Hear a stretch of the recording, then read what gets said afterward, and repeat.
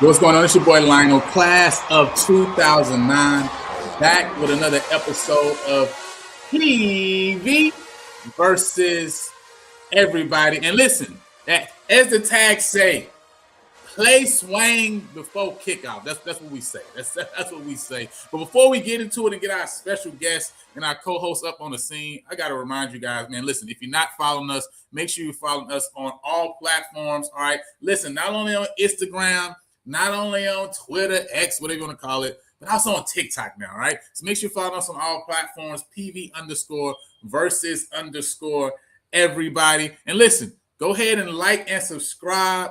Listen, if you have not subscribed already and you've been coming over and being blessed by all of the wonderful shows that we got now on the PV versus Everybody Network, then you're missing out. So make sure you subscribe, hit the notification bell so you can catch us live all the time. And we're on the push. We want to push up. All right, we passed the 1,000 mark, and now we're on the way to 1,100 subscribers. So again, if you have not subbed yet, man, make sure you go ahead and subscribe, man, and make sure you're locked in with your people over here on the PV versus Everybody Network. And listen, it's not just myself, not just Coach, not just Mr. Mickens, but listen, every Wednesday we got our guy. I said Brass himself, Mr. Brass Monkey himself. All right, in the building with productive people. I know you guys been enjoying it. Listen, the best intro of any show, all right, in the nation, all right, just the best intro, period, okay? Not only that, we got our guys, the PV Nation podcast, live every Thursday, too, as well, so make sure you lock them with them, man, because, hey, listen, we got a lot of stuff going on. We're in the middle of some great things going on, especially when we talk about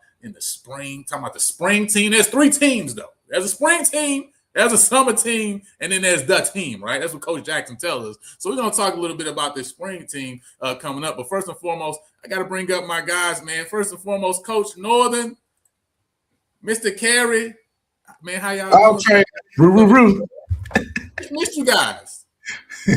Hey, man, it's been a minute. Look, the funny thing about it, I actually have people, when they see me in Academy or HEB in the front of the neighborhood, asking me, hey, man, when y'all gonna do something, you know, don't get forgot about. And hey, then the other thing, me and Coach Jackson laugh about it.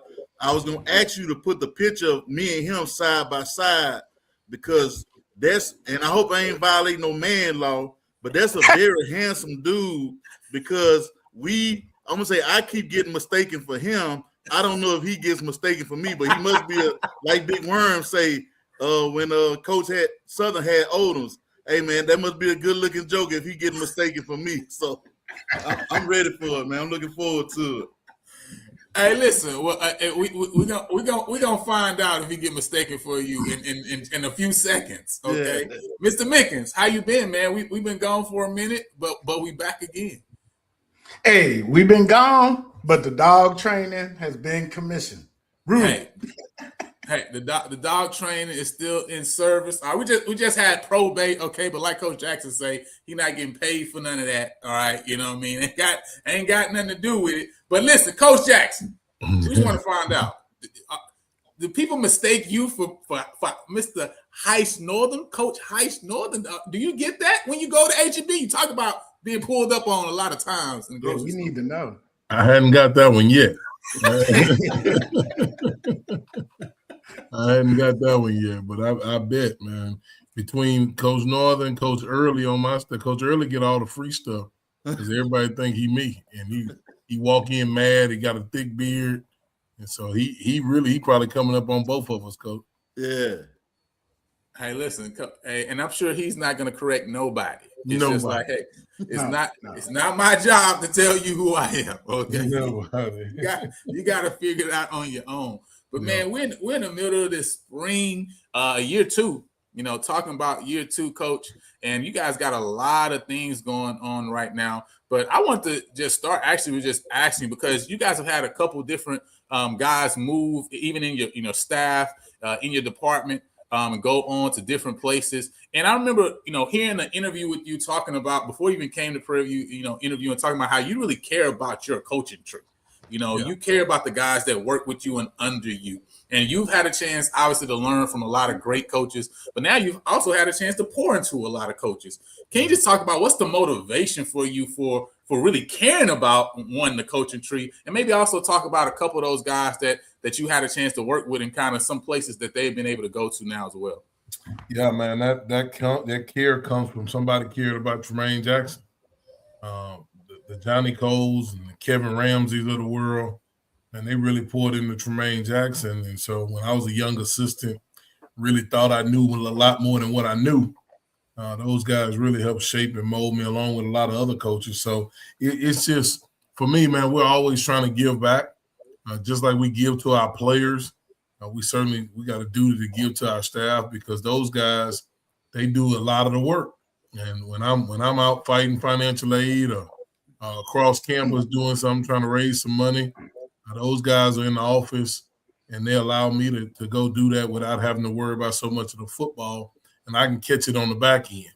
And so I don't think a lot of people know what head coaches really do, but I haven't had to call a play in my 6 years of being a head coach, nor do I want to, because I think I got really good people to do that, man.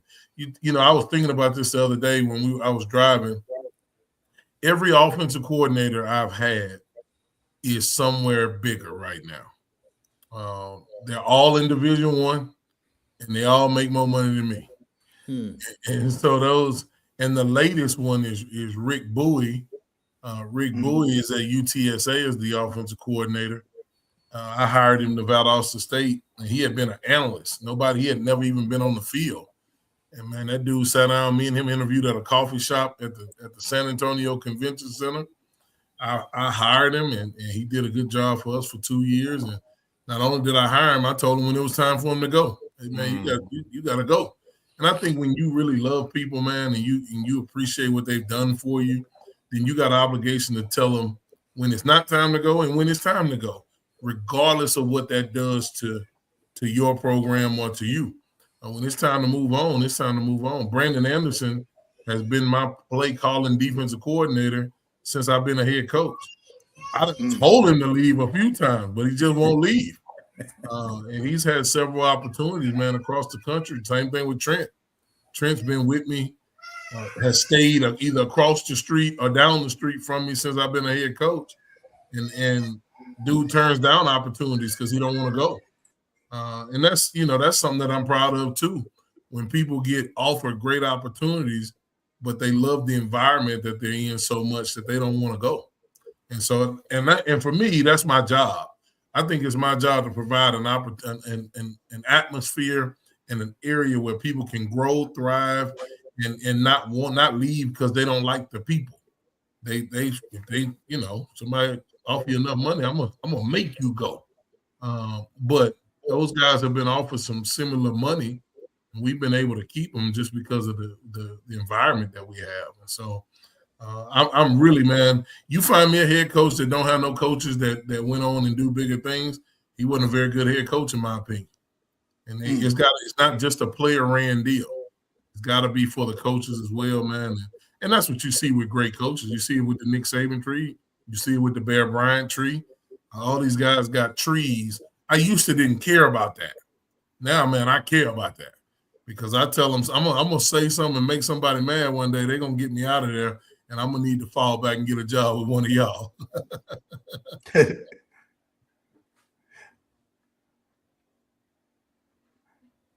Yeah, I like that, Coach. What do you think? Do you help them look at all angles? Because sometimes the intrinsic value of where you already are beats the money. So sometimes the timing might not be the best. The environment that's offering you the money might not be the best. So is that something you guys sit down and look at all the angles? I tell those guys yes and no. Here's what I tell my coaches. If you have an opportunity and you've done a good job here, and you have an opportunity, then you need to come tell me what that opportunity is. It's my job to either match it, exceed it, or tell you we can't do nothing with it. And then you make the decision from there.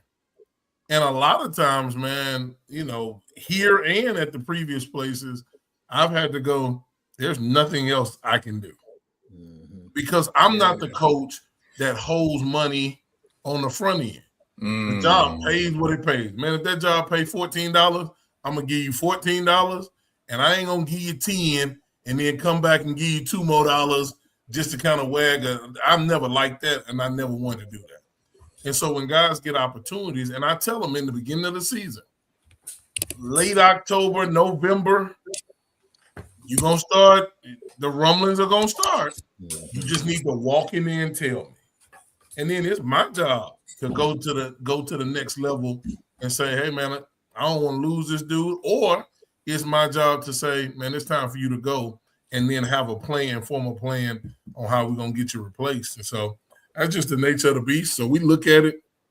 Bro, I've helped guys with their family situations. There's a lot that goes into it, man. There's a lot of guys that got kids and they have to stay through the year. So you're dealing with a man leaving his family in January, which I think we've all had to do at some point in this coaching business.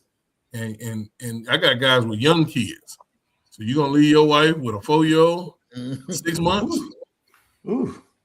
Nah, bro. Like, and so all that stuff plays into it. But ultimately, what I really try to do is make sure we create a environment where we can match things. It's a little easier to do that when you win a championship, right?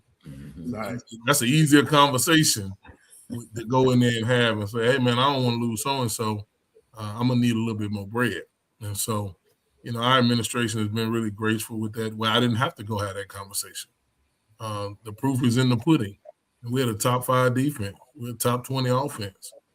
And everything in between, right? And so we had #1 pass defense in the country. They give out plaques for that. Coach Northern know about that. Those plaques come in about mid-May. You know what I mean? We looking for those. And those go with us. When we go, those plaques go. Those are not Prairie View plaques. They coaching plaques. And I know the guys before me got them because I can't find them around here nowhere. That's resume right there. You got to talk to your frat brother on that one. Hey, hard roll. That's it. Hey, Coach, why you talking about people and your staffing situation? You know, I told you I got a lot of respect for Coach Manning and Coach Colbert sort of moving around still on the staff. A lot of respect for that guy because, like, you know, I was coaching corners and he was coaching wide receivers at 2 schools. So can you speak about those guys and the input or what they bring to your program and staff, having known them for a long time? Yeah, man. Both of those dudes I work with at the other place. Coach Colbert is a Texas Southern legend, man. And I really feel like, you know, Coach Colbert one day, if he wants to, is going to be a head coach, either at that place or somewhere, right? At some point in his career, I got that much respect for the dude. So when I hired Coach Colbert, he wanted to coach on the field, and I knew he did. He was coming from Beaumont United, but I really needed Coach Colbert to go with me on some things because he understood the type of job Prairie View A&M is and what you have to do to get your feet on the ground the right way. And it's kind of like that old saying, Coach, you only get one time to make a first impression. Well, Prairie View A&M, in my opinion, was trying to make a first impression with us. So I wanted to make sure I had the right people with me so I wasn't looking through the old enameled glasses. I'm just so happy to be here, and we got what we needed. And so I asked him, I said, Coach, man, I need you to be in this operations role. Just if we can win the time we can make a move, I'll make a move. And he was still able to be an offensive assistant. He handled 2-minute for us on game day, let me know what we had timeout-wise. But he really was able to go with me to a lot of those meetings that you have on the front end. I originally gave him the chief of staff title. Well, the president don't want 2 chief of staffs on campus, right? So I got trumped on the chief of staff deal, and so I bowed out of that one. and we kept him in the operations role. So when Jacoby left and went to Missouri State, which was a great opportunity for him, it was a no-brainer what I was going to do there. And not only did we make him the receiver coach, but we made him the assistant head coach, promoted Trent to associate head coach, because those two guys, whenever I'm not here, they're running the program. And then with Manny Martinez, I've been a head coach for 6 years. I probably tried to hire Manny 4 times. And it just wasn't, the timing wasn't right. Family situations. Manny Martinez's family lives in Pearland, and Manny Martinez at one point was the O-line coach at Howard and staying in the office. He had been around the block, high school. He really has a unique story in his coaching career, and Manny's a fighter, but he's a hell of an O-line coach. Yes. I've been blessed, Coach. I lost a hell of an O-line coach and replaced him with another hell of an O-line coach. And so, when Bryce had the opportunity to go back to Valdosta as the OC, which is big for O-line coach, as we know, yes, to be the OC. And here's what I want people to know, because some people will say, why would he go back D2? In Valdosta State's history, there's been 3 labeled offensive coordinators. So when I got to Valdosta State, they didn't have an offensive coordinator job posting because I was the first head coach that didn't call the plays. All 10 before me called plays, right? So I had to create an offensive coordinator job posting. Well, there's only been 3 guys that had it: Rick Bowie, Graham Craig, who is now the head coach, and Bryce Carlson. So I've been affiliated with all 3 non-head coaching offensive coordinators. Man, that's special. You got to go do that at that place for his career. And that's another thing, man. I could have told Bryce, why would you want to go do that? Yeah. Don't do that. Stay here with us. Da, da, da. And I believe he would have done it. But my conversation with Bryce was, man, you got an opportunity to be an O-line coach and go be the OC at that place, the home of the air raid. Hey, man, when I see you when I get back, I was in the airport. I'll see you when I get back to give you a hug and tell you to go. My next call was to Manny Martinez saying, hey, man, my old line coach about to leave. I need you to come coach this offensive line. He was at A&M Kingsville, and I think Manny was there before I hung up the phone.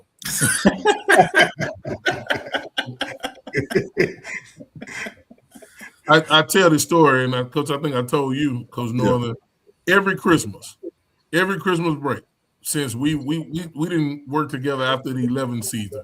So from 2012 on, the last 14 Christmas breaks, every time I come home, Manny Martinez and I go, and we go to this Chinese restaurant ironically, it's over in Bel Air by Dr. Now, the gastric bypass doctor.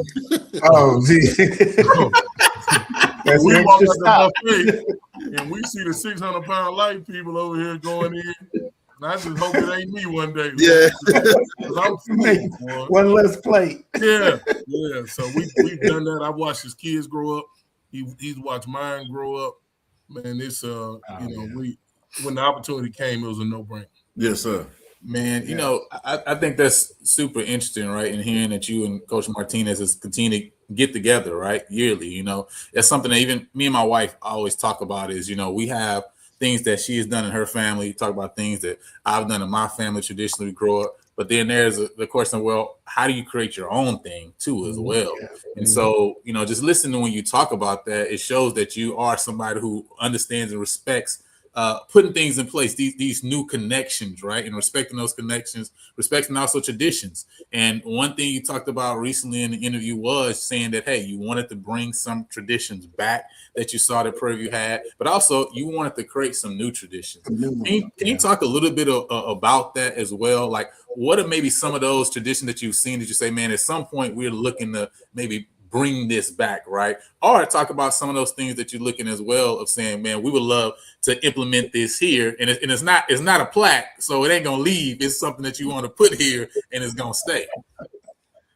Answer the first part, we had to do a lot of research coming in. Coach Northern knows this because he's been the head coach here.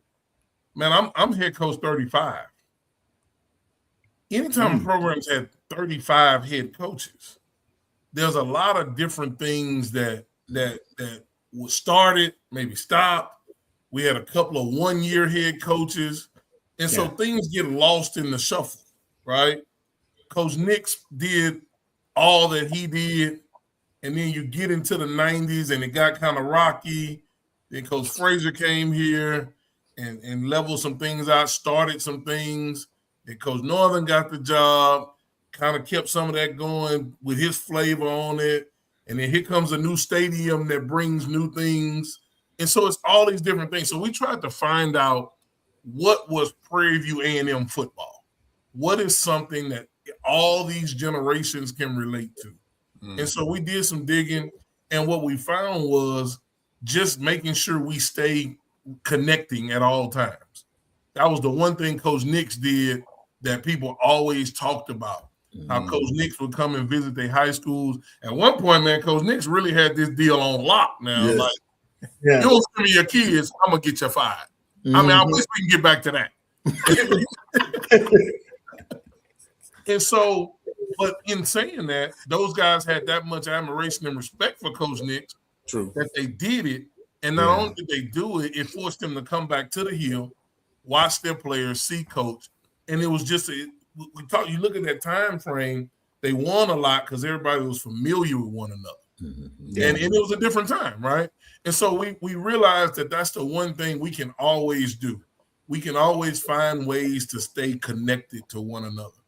And so we're going to have a lot of the 09 team come back and pass those rings to this generation of guys, along with anybody else that ever played at Prairie View A&M, because we want to make sure that people know we understand the rough patch that happened. You're not excluded. You actually included, because had you not stayed fighting, then a lot of us wouldn't have got to this point that we are right now. And so you're probably more important to come back and stay connected. Some things that we want to do differently. We won all these championships, but if you walk in our stadium, you don't see it. And so we've got to be able to put in all the conference championships, all the Black College National Championships that we won. So that way, when our guys are practicing in that stadium and they look up on that press box, they know what we're here for. It ain't just talking, right? Faith comes by hearing, but we know people need to see it. You don't see it before you see it, you'll never see it. And so we do things in the meeting room, but there are some things in the fourth quarter when it's tight that you need to be able to look up on the walls and go, hey, man, we win here. This is what we do. And so we're trying to get that stuff put up. We're putting graphics and things in the hallway.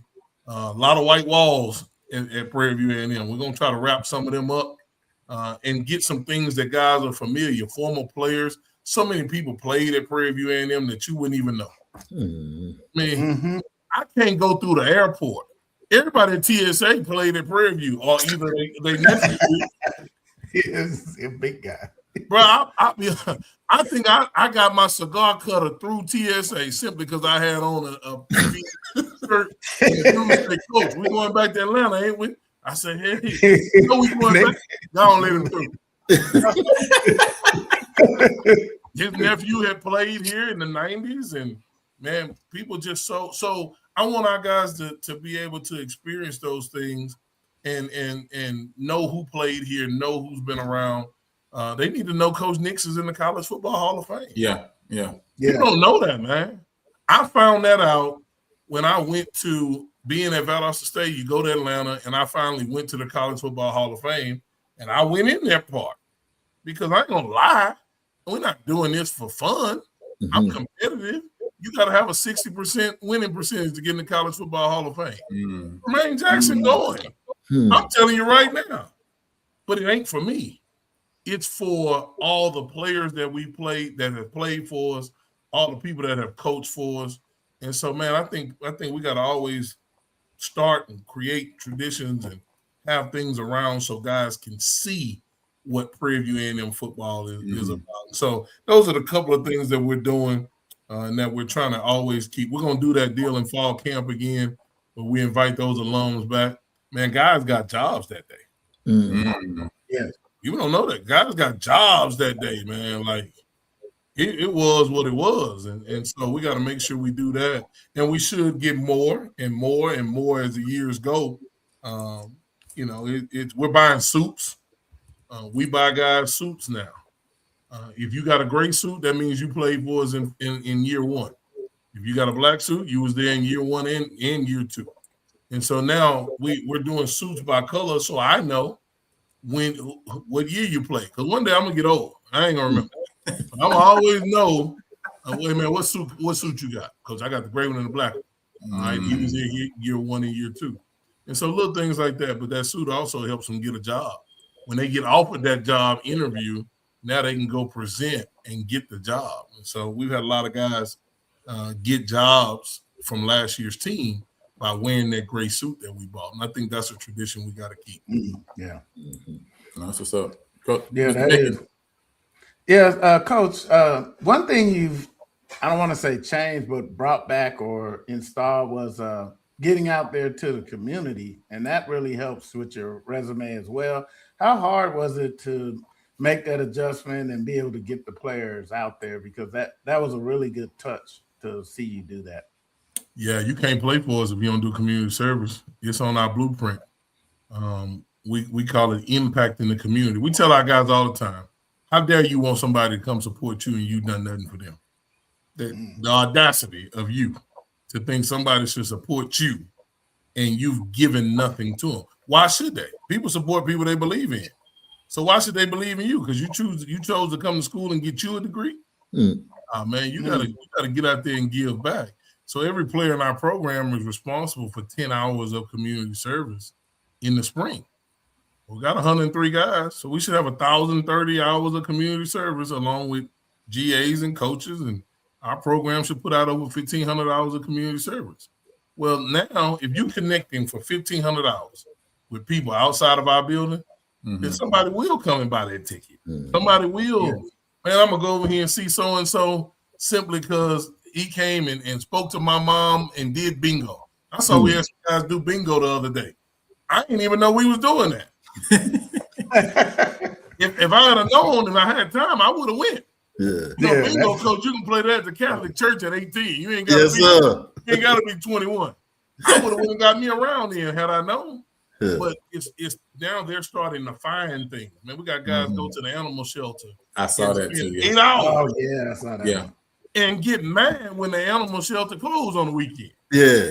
Well, those guys, it went from being a chore to now they want to do it. Yes. But then when people see them out in town and they show them some love back, then they like now they're getting something back. And I tell them, man, if you give, you'll receive. But even if you don't, it's better to give than to receive. Yes. And so they bought into that, man. I've really been proud of them. We're going to do this Beat a Match bone marrow deal.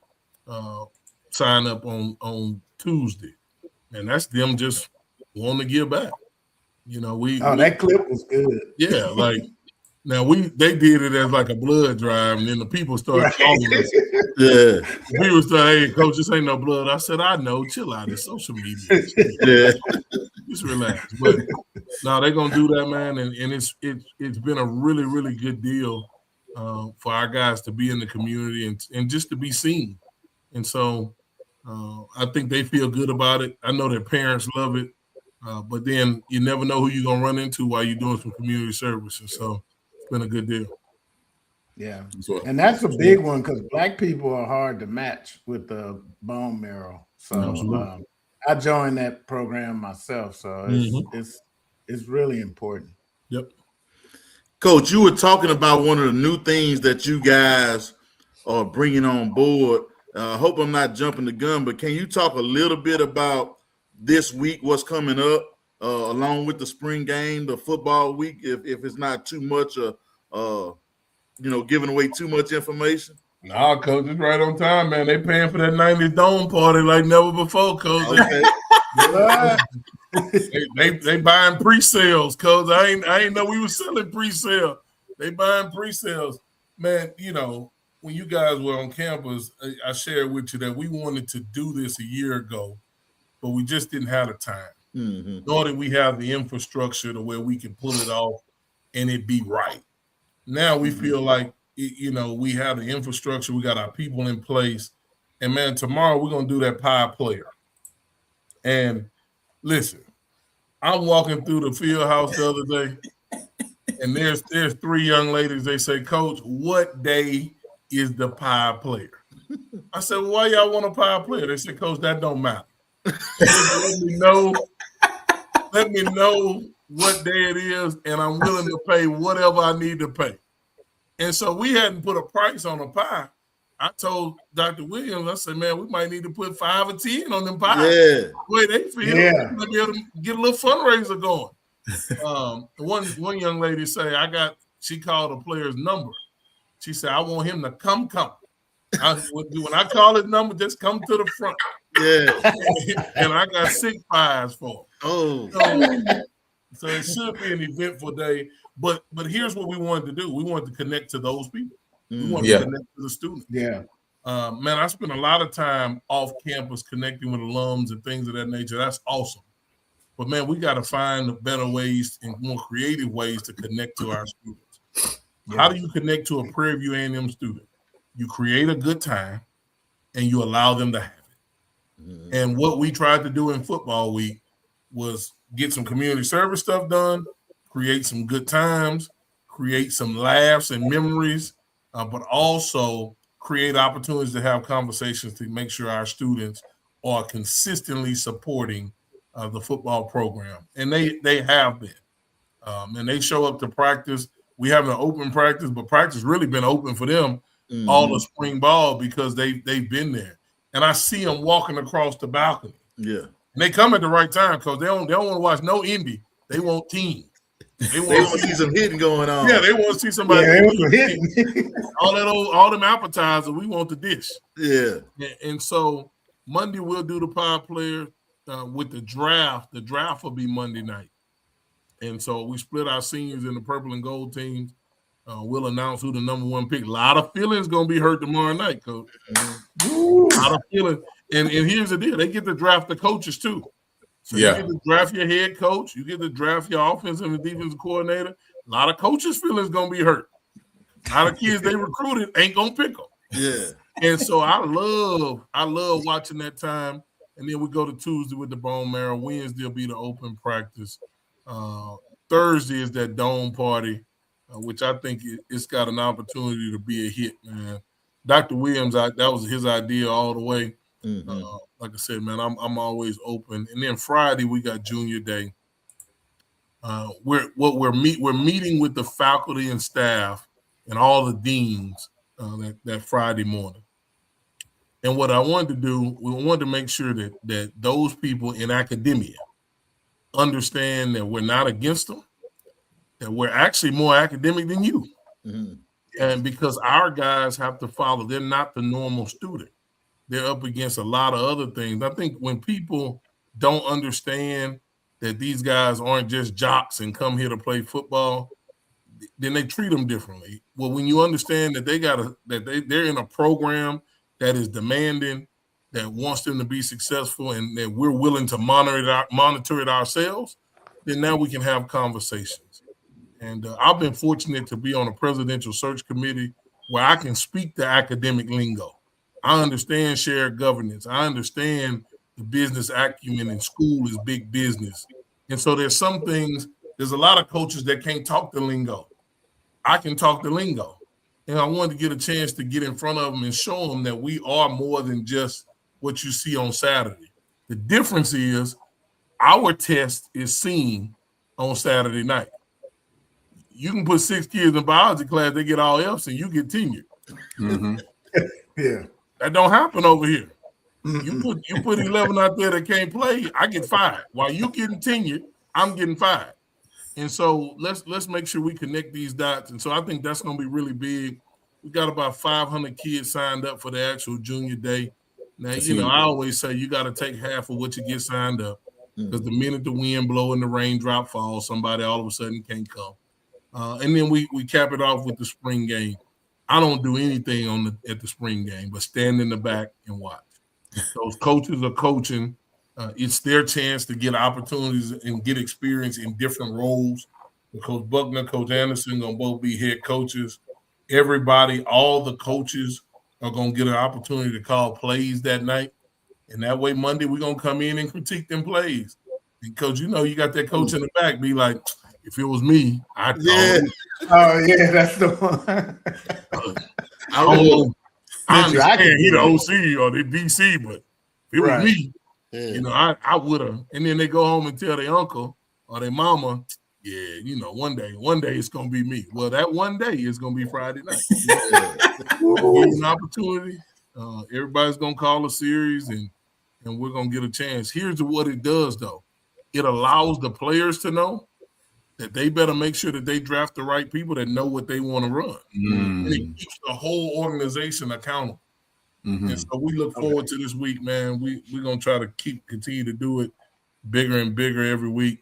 And then, you know, we cap it off at the end on Saturday with a little crawfish ball at the house, man, and you know, for the staff. So, man, that's what's up. Well, Coach, I want to take you through a quick rapid fire session before we get into some direct football related questions. I know Coach Northern, you know, he recognized you are a man of a musical love, and so here we go. We got some interesting rapid fire, and then a couple football ones too as well.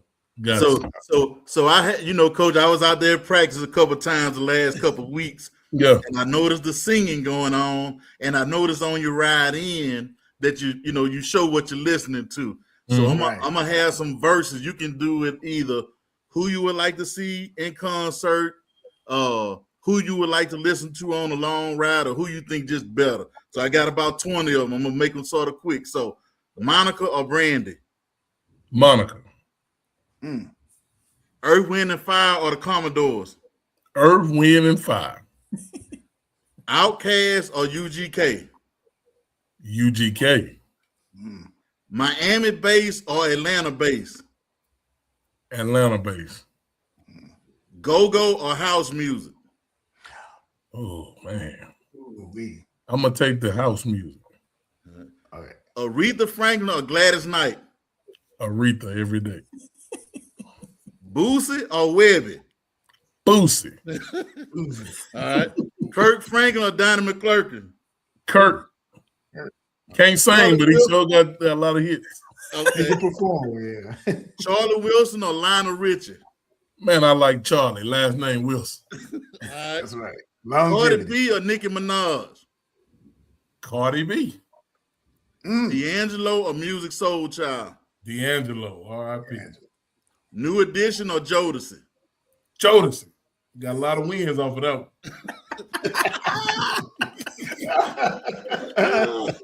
Hey, Fantasia or Patti LaBelle?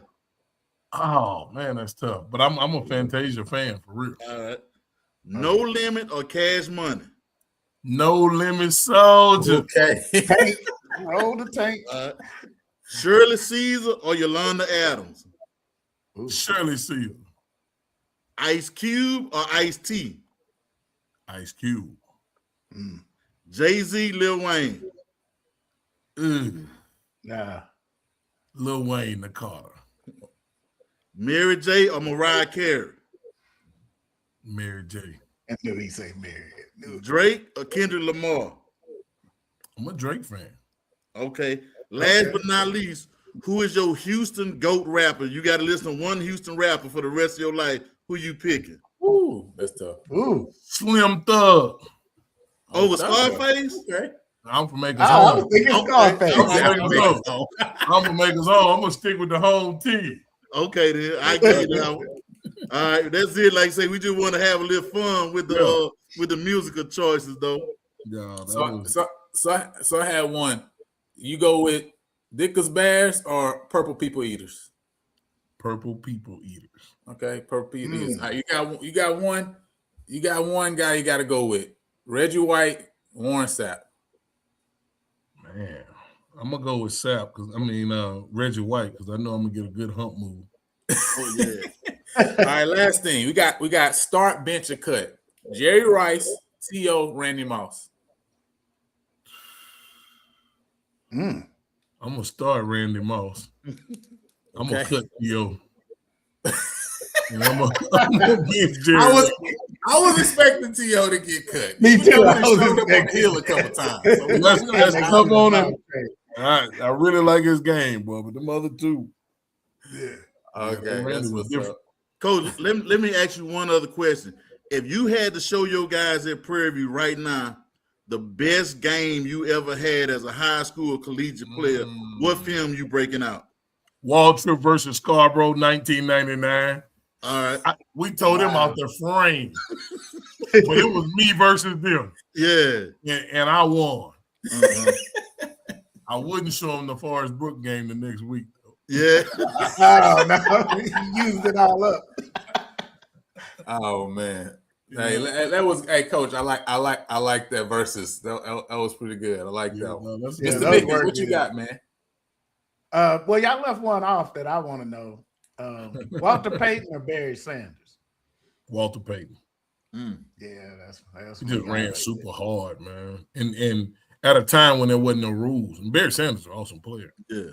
Man, they out there grabbing joke about the back of the helmet when Walter Payton out there playing. Airway jerseys and all that. Man, listen, I saw an old film of them promoting NFL from, I forgot the year it was, right? But literally every play that they used in the promo would have been a penalty. I'm telling you. It would have been. Yeah. Every single play. Every single play. What quick question, Lionel? I got to know. Being that we lost one of my favorite defensive tackles this week, shout out to Refrigerator. I just want to know, did Coach ever get to run the ball? I did, man, and I fumbled. I did. To represent, Coach. I'm 2 carries, 4 yards, and a fumble. They ain't let me touch that thing no more. And that's you making me relive something I put way away. 2 for 4 and a fumble. Oh my God. 2 for 4 and a fumble. That's my career stat line on offense. That wasn't the Scarborough tape right there. No. That was we playing Wheatley High School, man. I thought I was gonna be able to go yard. And I spun out of a tackle and thought I was gone. And another guy named Lawrence Vickers, man, played in the league for a little bit. I remember that name. Lawrence Vickers was a fullback, played at Colorado, and then went to the league. He played linebacker too. So Lawrence caught me right on the elbow. It was a wrap. Yeah. Never, old Jack never touched that thing again.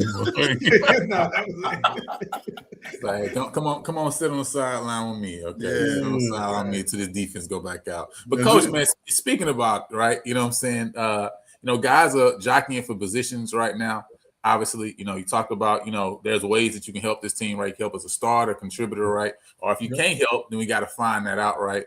And we got to move on. So can you just talk a little bit about kind of what you've been seeing? You had a couple scrimmages now as well under your belt. You talked about making the quarterbacks live as well, right? Just talk about, man, maybe some of the guys that you see are willing to put their nose in there, right, and to be able to hit and take a hit, right? Because obviously, those are some of the guys you want to really see start rise to the top right now in the spring session. Yeah, man, we got a safety from Troy named Rondell Carter, and he's from North Carolina originally. Man, he made some really good plays the other day. Just not afraid to hit you. Damani Maxson is a safety that's from Houston that came from Kansas.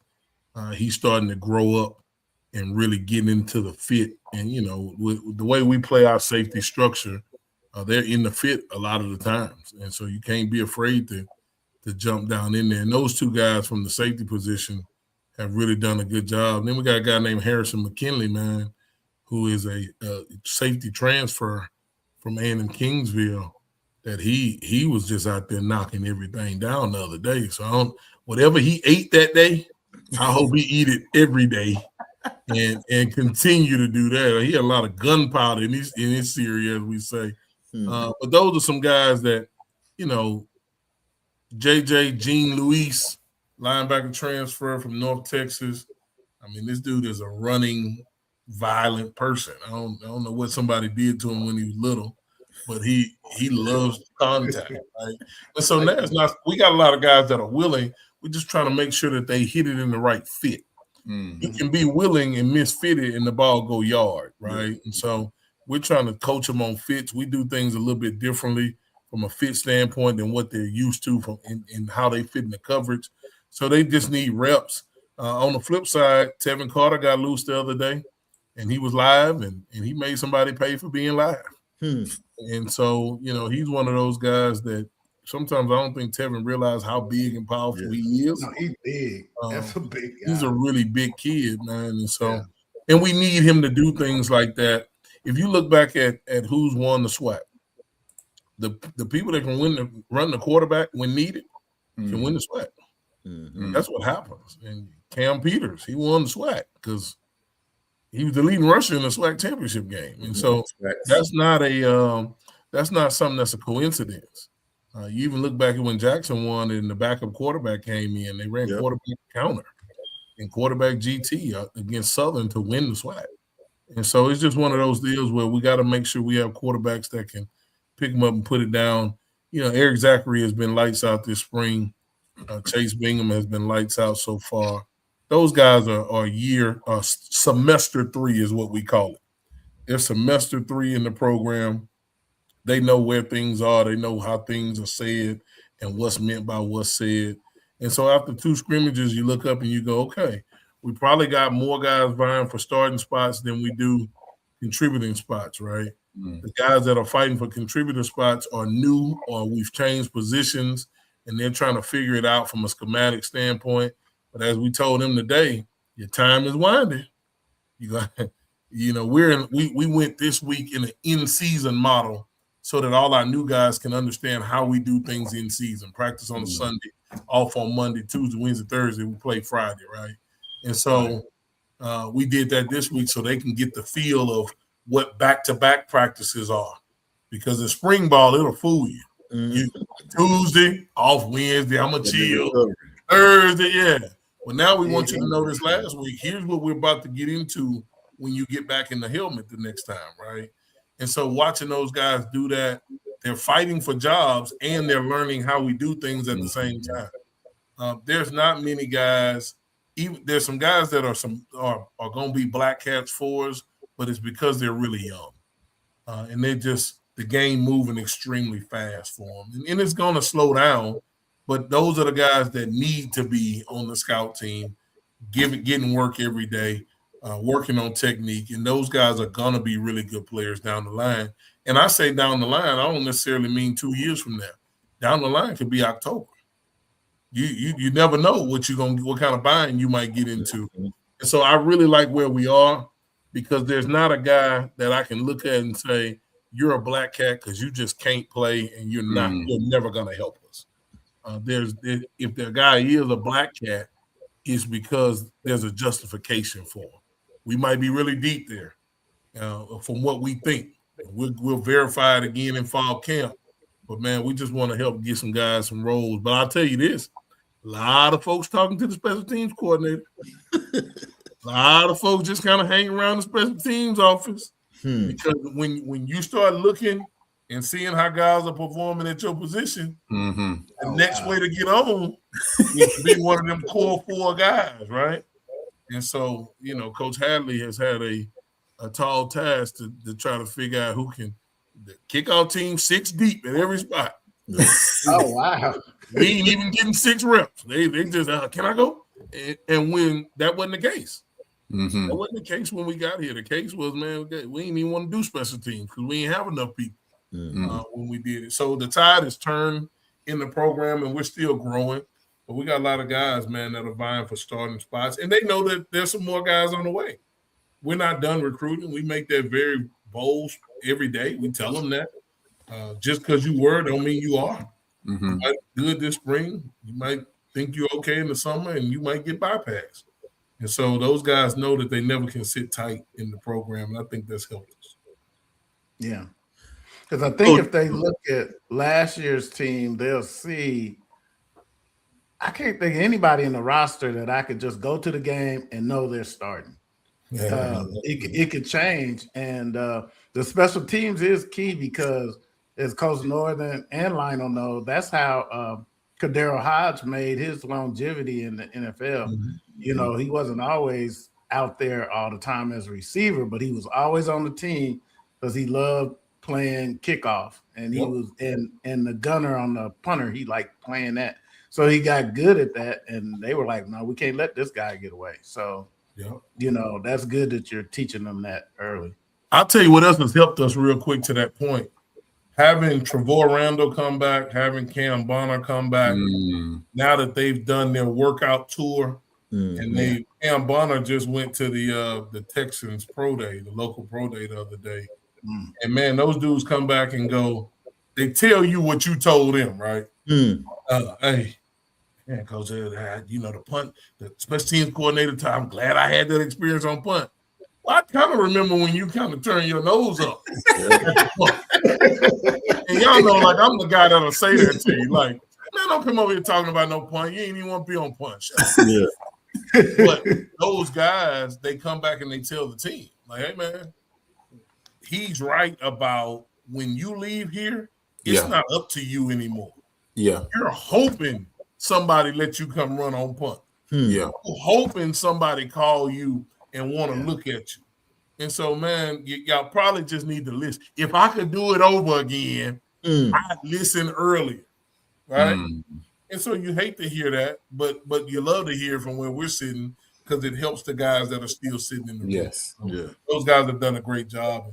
I'm looking forward to those guys that we lost ending up in somebody's camp, man. If you don't bring Trevor Randall to camp, you're an idiot. Yeah. And I'll tell any GM that. You're a bona fide idiot and you should be fired tonight if you don't bring Trevor Randall, Cam Peters, or Cam Bonner to camp. You're crazy. It don't cost you nothing but a piece of chicken. Yeah. For them to be able to get in there and do something. And so those guys, to me, are worthy. They ran well. And I'm looking forward to them to seeing where they land. Coach, when you talking to some of those NFL guys, does it seem like they, in your opinion, discredit the coaching that's going on at the FCS level, in particular some of the SWAC guys? Because it's always like they just want fast guys because they feel like we hadn't coached them. Do you still get that vibe for some of them guys? Yeah, sometimes, Coach. I've been the pro liaison as an assistant everywhere I've been. So a lot of those guys were, when I was at the other place, they're still in this area, right? Yeah. And so they kind of know how I feel about, don't come in here and act like these guys ain't getting coached. Yeah. But so here's the data we have now that we didn't have then. We get guys, when you talk about pure coaching, we get guys from the Power Four that can't get in the stands. We get guys from the Power Four that don't know what eyes, hands, and feet are. So now I go on the attack. Yeah. Hey, man, we got this dude from so-and-so, and I know that's your boy over there, but he didn't teach him a damn thing.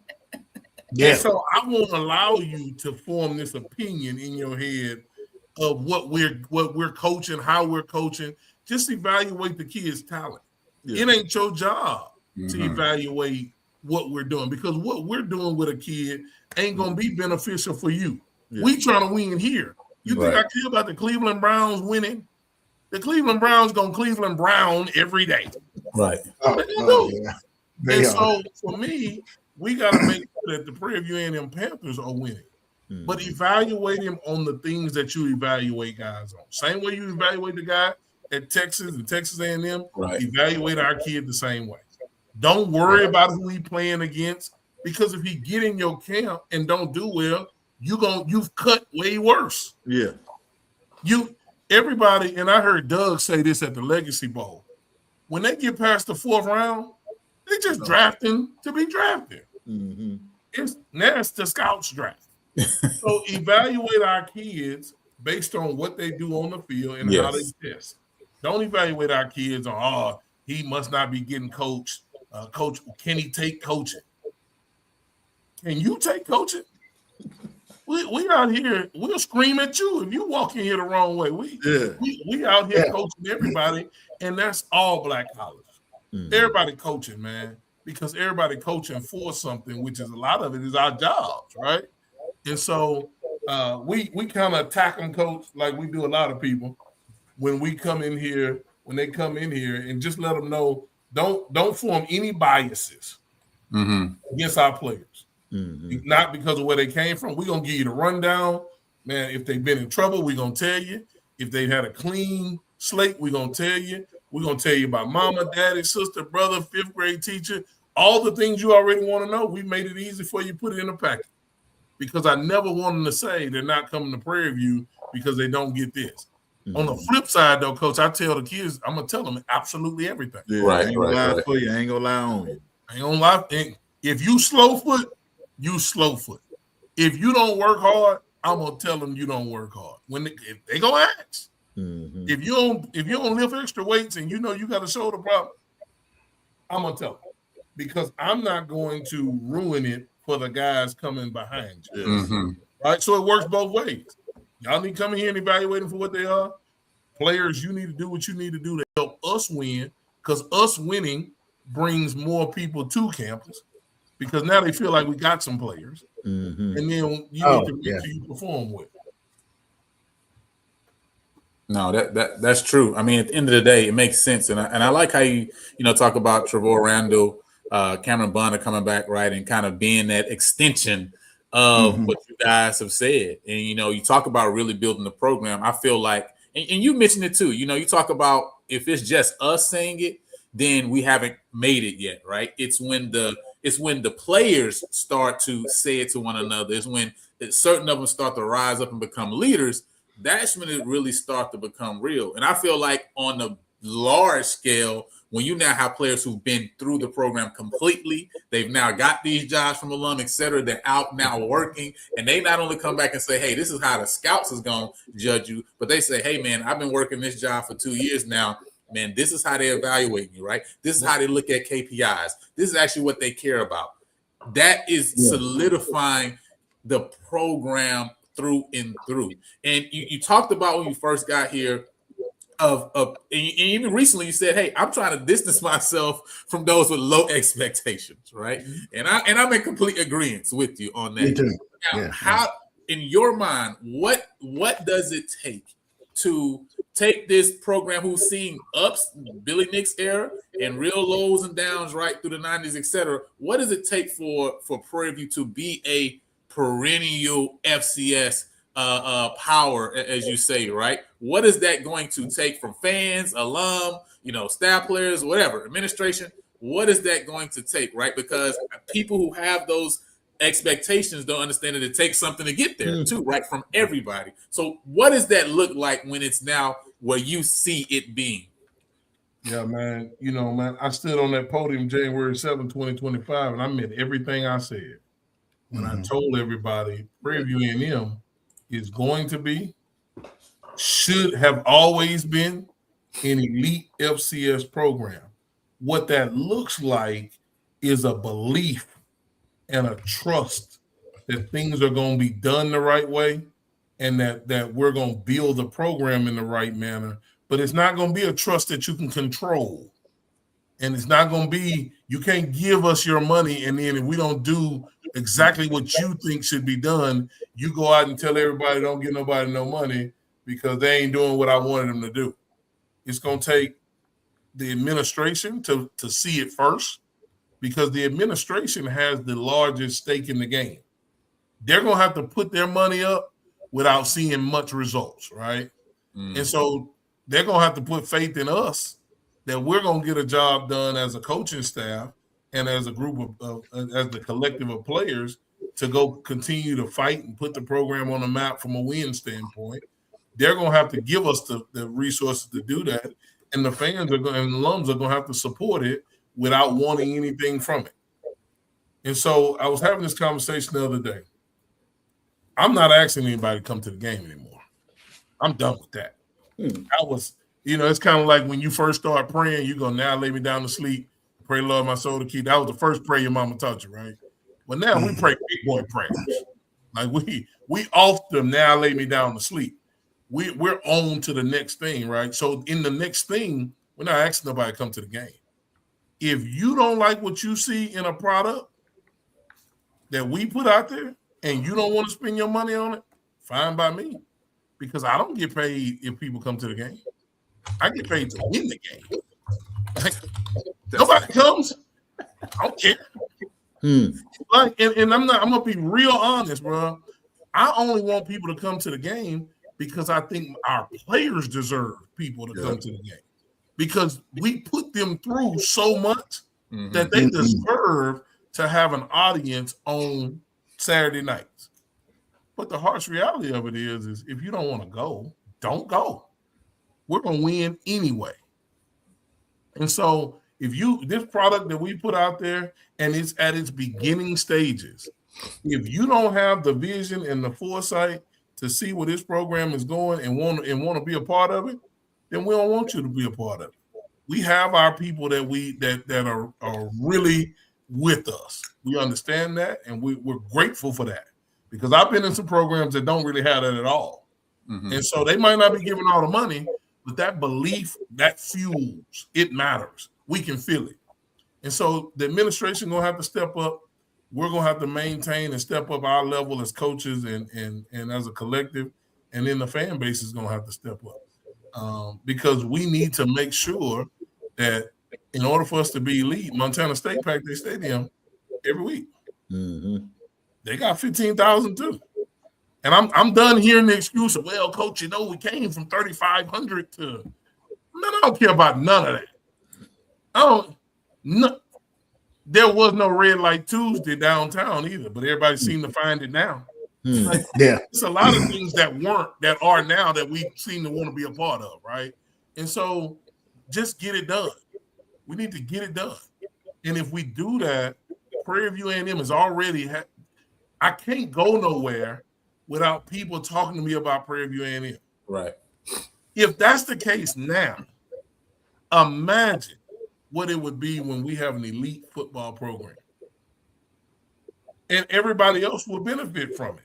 Mm-hmm. And I know a lot of people don't like hearing that. But when football is strong, everybody else, all of a sudden enrollment up. Yep. All of a sudden, people getting bonuses over there in the White House is what I call it. Next thing you know, the chancellor, he on campus a little bit more. That's true. I've seen that. We're the only school in the system that played for a national championship. That's facts. That's right. That's what we are. Our president left graduation, hit the jet, showed up in the third quarter. That from what they tell me before, she liked flying jets. We all do. So the jet get a little more gas when Prairie View A&M is elite, right? And so we just got to believe that we are who we say we are, and we got to put our money where our mouth is, because somebody before A&M had 100,000, somebody put their money up. Yeah, yeah. And I think Walt Disney said, if you build it, they'll come.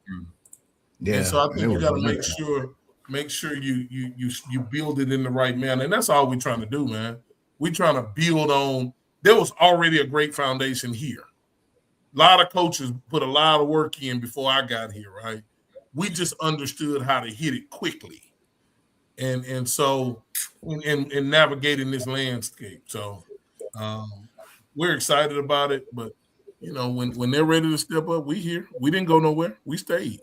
Coach, I have a question for you. I've been a couple places where we got that thing turned around and the enrollment go up, as you say. Have you heard anything specifically from the other side of campus about either applications going up or anything like that? Because I know it can happen in a hurry. Like you say, when you get a good football team, then you add on to it basketball and made it to the big dance. Yeah. Hey, they're going to have to build some more apartments on 290 soon. Yeah. We needed them before the season started.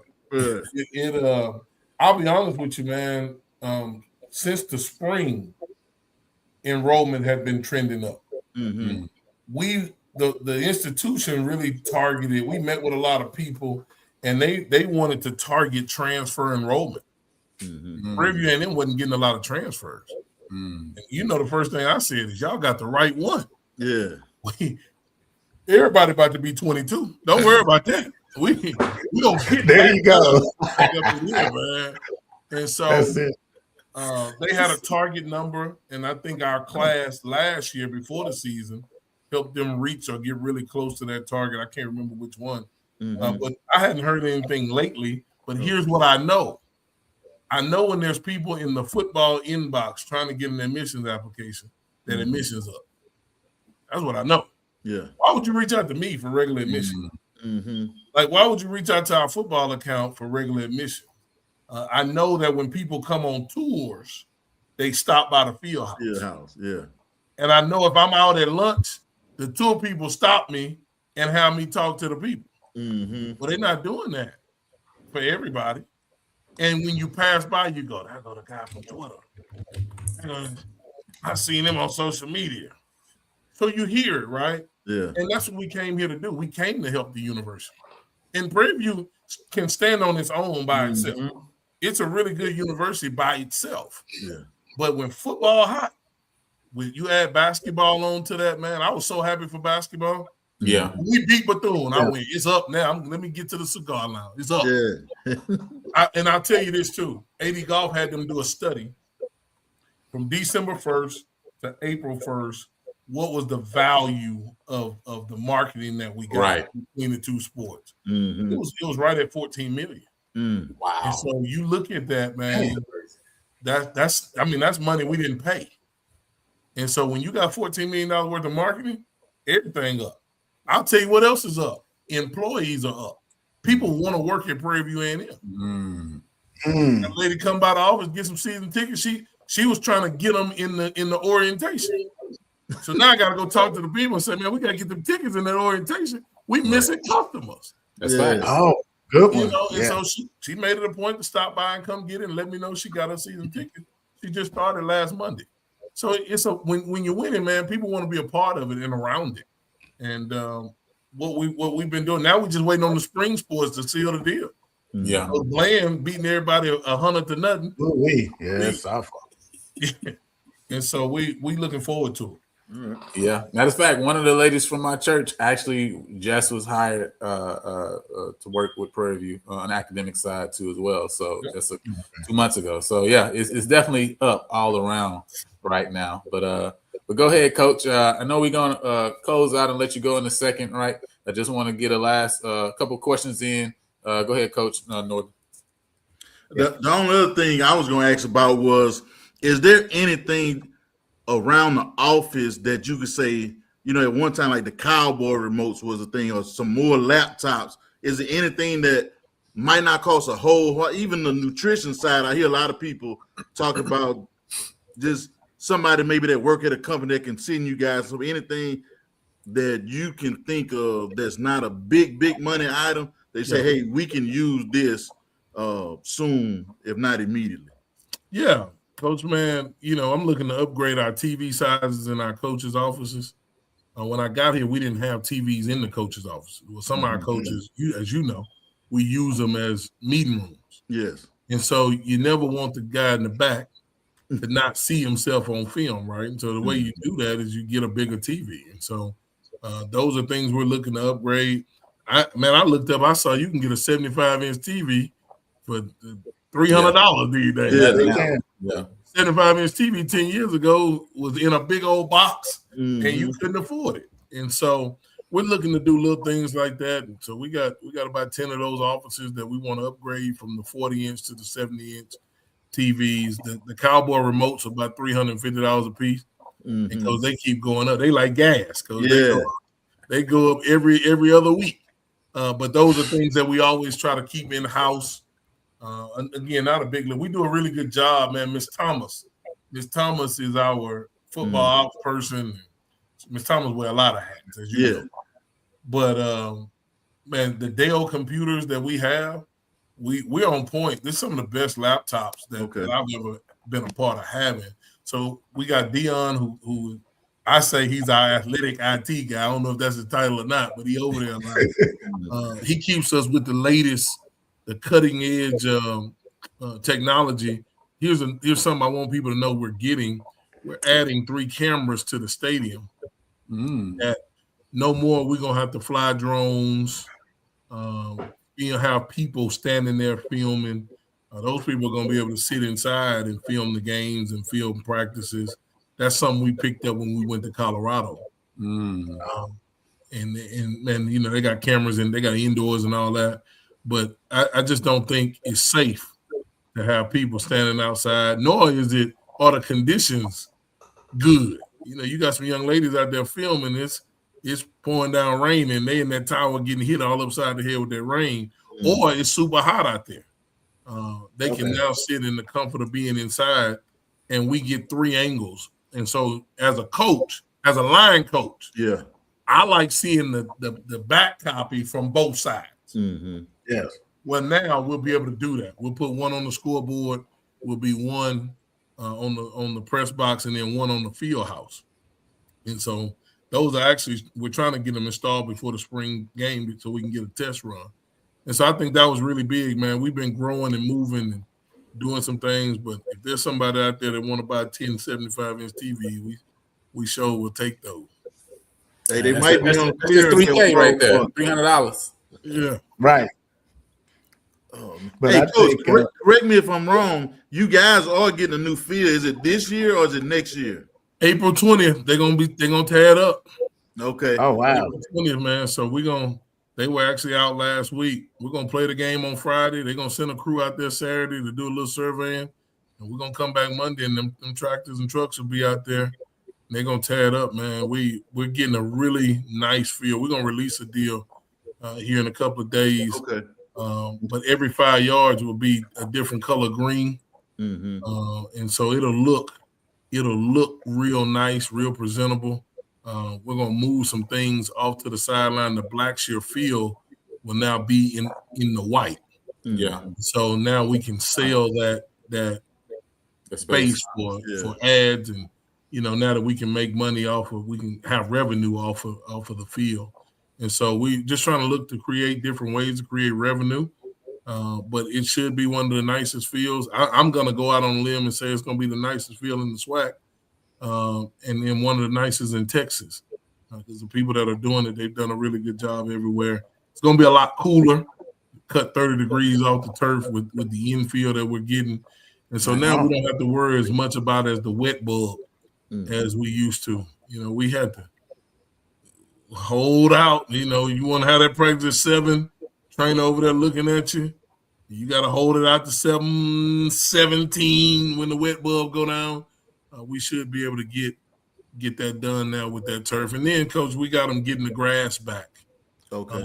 I asked for them to get the grass together, get it laser graded and the whole nine. And I don't know if they're going to put a gate back around it. They told me at one time they used to have hay around it for homecoming or something like that. Yeah. I don't care what you got to put around. Just don't let nobody park on the grass no more. Yeah. Okay. So for all the homecoming folks, the football field with grass with the lights, we taking that back. We need that because we play on grass, but we have no way to practice on grass. Yeah. And as you know, they don't make the spikes like they used to. Everything molded. Yeah. So you guys got to get a feel for it. So got some projects moving. The weight room will be brand new. When we leave, when finals are over and the boys are gone, they're going to turn the weight room around in about 4 weeks. And we'll have a brand new weight room with turf in it. The designs are phenomenal. And so it'll be all sports. Obviously, everybody will be able to benefit from that. But it's an exciting time on the hill, man. It's a lot of things shaking and moving. Somebody put in there that Sock and Randall are going to be the first ones to play a game on the new turf. Yeah. And it was that important to me that we got that done, that we let those two high schools who are state championship powerhouses in this state. They wanted to play here, and it was a no-brainer for me that they got it done. And so really looking forward to watch them play that Thursday before we go to Tulsa. No, that's what's up. Coach, man, we appreciate you for coming and jumping on, obviously having a conversation with us, talking about just the football week. And really, honestly, we're just excited, man. We, especially on this channel, we've been talking about writing big checks for a long time. So if anybody is happy to have somebody who willing to talk and write some big checks, it's me, okay? It is definitely me, right? You know what I'm saying? So I feel like I've hit the jackpot. I've hit the lottery, right? Not just the fact that you're willing to talk, but obviously put the work in to actually get it done as well. And so obviously behind you, I saw somebody putting a comment too as well a little bit earlier about buses for away games. But listen, that's what Coach say. Hey, he ain't asking questions no more.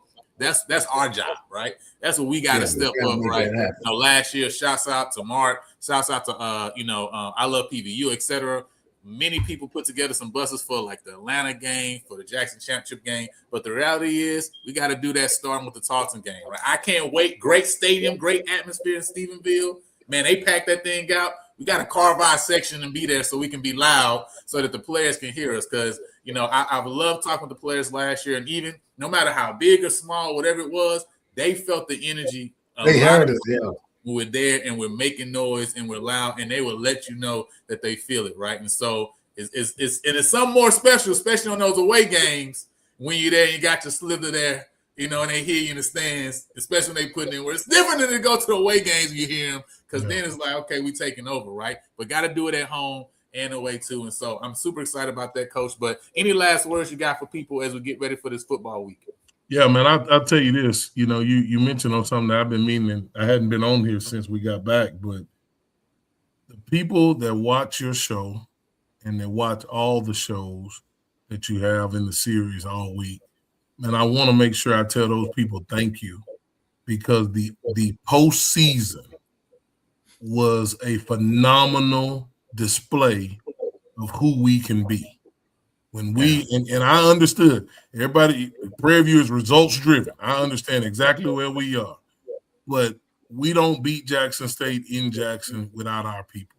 Yeah, we don't have the successes early on in the Celebration Bowl that we had without our people, and we don't stay in the fight without our people. And so I'm forever grateful, and that team wanted me to let people know that they're forever grateful. For those people showing up, and we understand it wasn't cheap.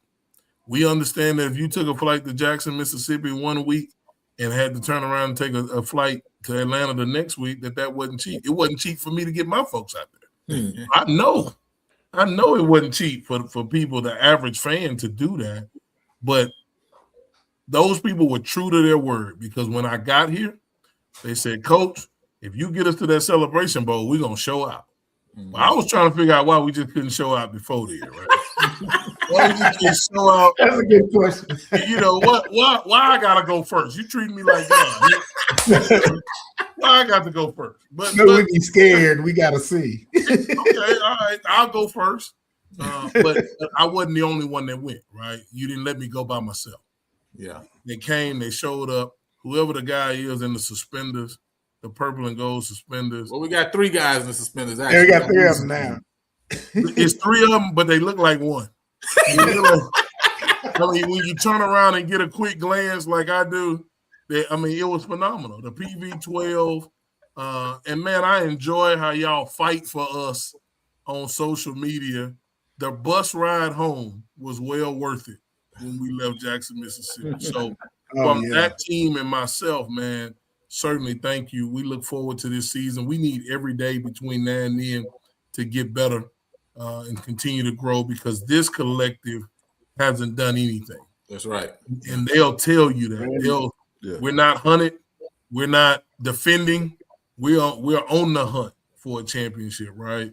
And I think it's really mature of them to understand that. And we look forward to just making people proud. And I know it's going to be better this year, because we'll be better this year. We feel better. It's not so much of a rush. But anytime you guys need me, man, please don't hesitate. We're just a phone call away. I appreciate you. No, for sure, man. And shouts out to Dwayne, actually the president of the Atlanta chapter, alumni chapter, right? He's one of those suspended guys. Of course, Isaiah, and then of course the VP checking in, Kaler. Those are the 3 guys who jump in the suspenders, man, and get it done, and it's starting something new. And shouts out to GMC and the students as well, man. You know, and seeing them pick up and really show up and show out, and them going to the home games and also to the games at Jackson, et cetera, has been big. And I think we are growing, right? And I always talk about all the time, listen, you got, the word says, man, do not despise small beginnings. There's a reason it says that. And so we are building, we're on the upswing, and then we getting into. Go ahead, Coach. Hey, Lionel, real quick, man. I tried to get me some season tickets in section 107, right? Because I want to be one of the cool kids. And even though I ain't going to sit in there, I was going to put my folks in there. Man, the season tickets in 107, they damn near sold out. Yeah, listen. You got the hottest section in the stadium, and I know Zay be on it, man. But I don't know how that started. But if you know somebody that can get me 2 tickets together in section 107, I'm willing to pay whatever I got to pay. Coach, you ain't trying to get the hookup, huh? Yeah. I didn't know what that meant when I got here. I looked up in the stadium. I went, oh, okay, it's on the 50-yard line. Yeah, 107. But no, man, just if you know somebody that's willing to negotiate a ticket or two, you know, I got a lot of single spots. I ain't got no two. I need two. Need two together. Yeah, two together. Hey, we need two together. Hey, listen now, and when Coach saying that now, I'm gonna say this too. Y'all done bought them doggone tickets in section 107. Y'all better show up to every game. I had enough of looking up, seeing the student section full, and seeing it spotty in section 107. Like we got spots everywhere. It's like full on the side over here, full over here, but 107 ain't solid. 106, 108. Y'all done bought them tickets. Y'all ain't using them. You need to release them. Don't sit on the bench. Let Coach Chat get his two by the side. So we don't say that you right ain't now. using them, man. Just slide them to me. I might have a T-shirt in the deal for you. I know a guy. Get your T-shirt. I know a guy. But with that said, man, listen, Coach, we appreciate you coming on, right? Everybody, we popping out on Friday. We got the spring game coming up at 6 o'clock. Also, by the way, we talked about the spring sports. Listen, we all sliding to the softball field at 3 p.m. first and foremost. Let me let you know. And we tailgate, we getting there early, get there 12, 1 o'clock, gonna eat a little. We're gonna slide over to softball and go crazy at softball. Y'all know how they do. We're gonna have them big. They hyping softball. We're gonna slide over to the football game for the 6 p.m. So make sure y'all there. Make sure y'all in the place. It's gonna be a full day full of events. Hey, listen, PB Takeover, man. So with that said, man, we appreciate all y'all for coming on. If you have not subscribed to the channel, subscribe to the channel. Show love. Of course, Wednesday we got Productive People with Said Brass. Thursday we got PV Nation podcast. So make sure you lock in, hit the notification bell. And with that said,